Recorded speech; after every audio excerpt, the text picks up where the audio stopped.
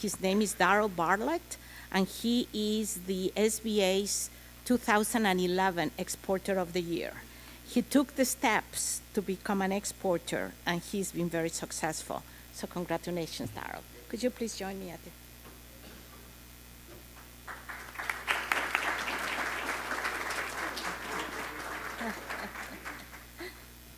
Not off to a good start here. 1 second. I couldn't agree with Gene more.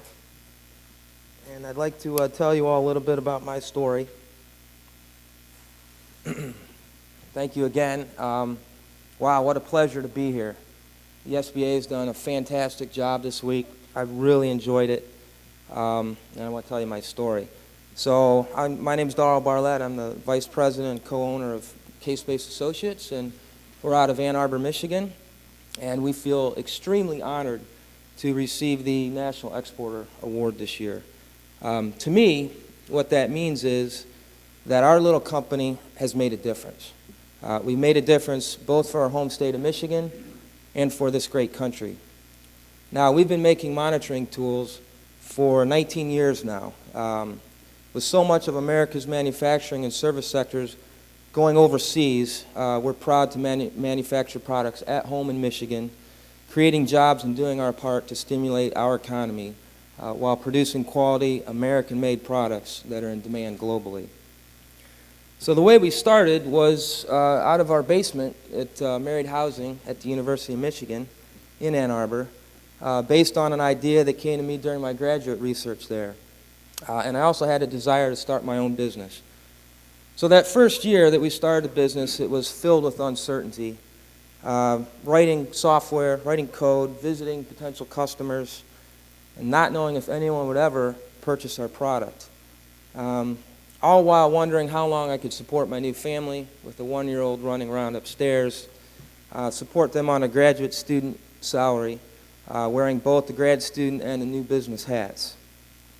Well, 19 years later, here we are, after sleepless nights, long days, lost hair, endless family support, and unconditional dedication. I guess you could say now we're an overnight success.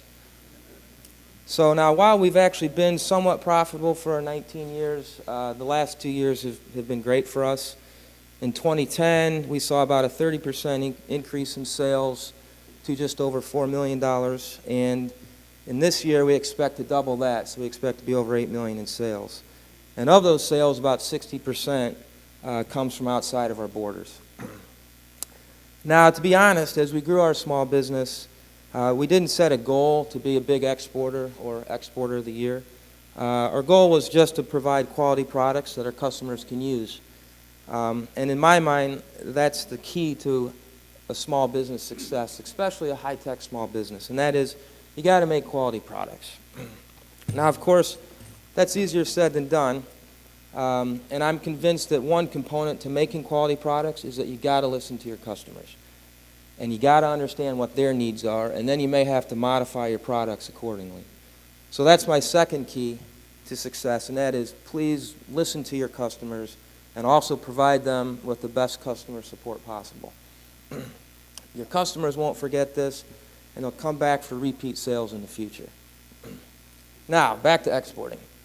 As we grew our small business, we did not, like I said before, make a conscious effort to try to export as much product as possible. And in the early years, maybe only 20 to 30% of our sales were overseas. But our market is actually semiconductors, and specifically, we make tools to monitor the process of making semiconductor chips. Everyone here has a cell phone that has a semiconductor chip in it. And those chips actually come from wafers, semiconductor wafers. And that's what we focus on. We look at the various properties of the wafers. For example, we look at the curvature, or the bow, or the temperature of the wafers, the thickness, the roughness, and the overall surface quality of those wafers. The wafers are the starting block for the semiconductor chips.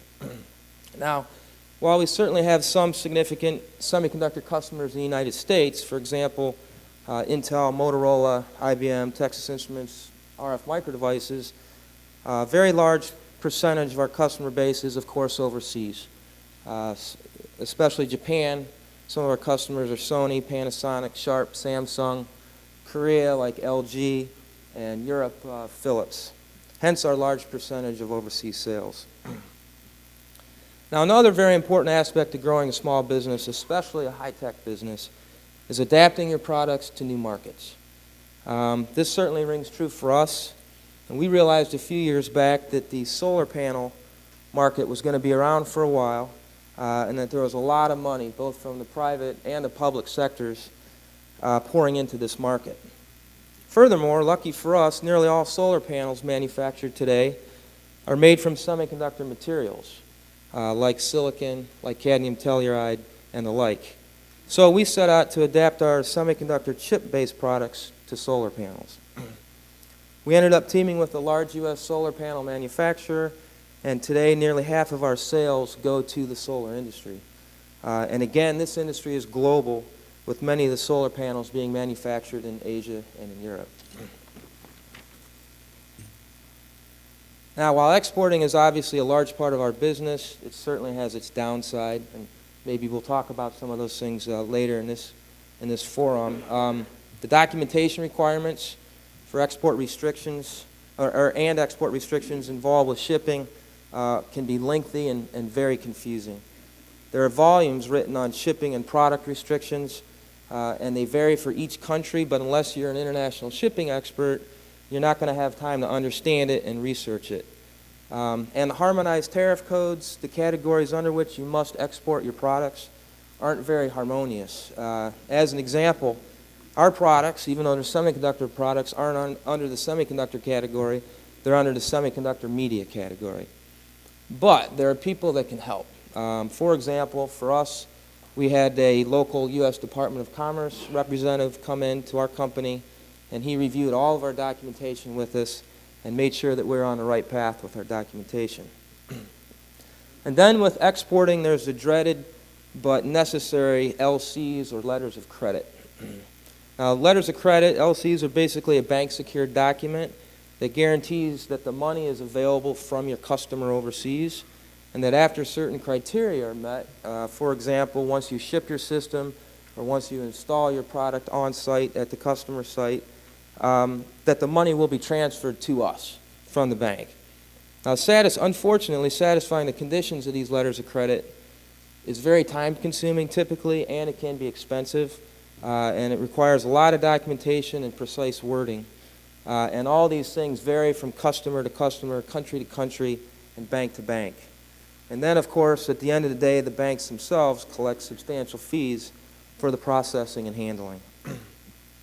So what we found, and I think the video addressed this too, that as a small business, through trial and error, it's really best, as much as possible, to rely on the professionals, the freight forwarders, the currency exchange people, and the document preparation firms.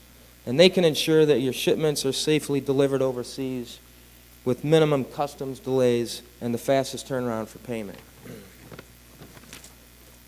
Now, speaking of professionals, I would like to thank the SBA, again, for helping us construct our own building for our continued product development and manufacturing. With the assistance of our local SBA representatives in the Detroit area, we applied for and received an SBA 504 loan, which in large part financed our existing facility.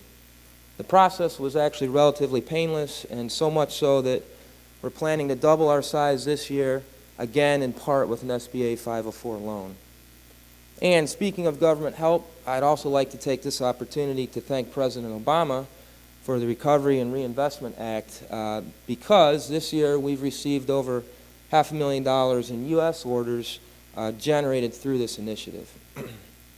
So in closing, over the lifetime of K-Space, I've had the opportunity to travel across the world, visit countless R&D labs, and meet people from all walks of life. I'm grateful to have these experiences, but one thing these experiences have taught me in no uncertain terms is that our country, the United States of America, is the greatest country on earth, and that we, as U.S. small business owners, are truly blessed to have the opportunity to pursue the American dream. Thank you very much.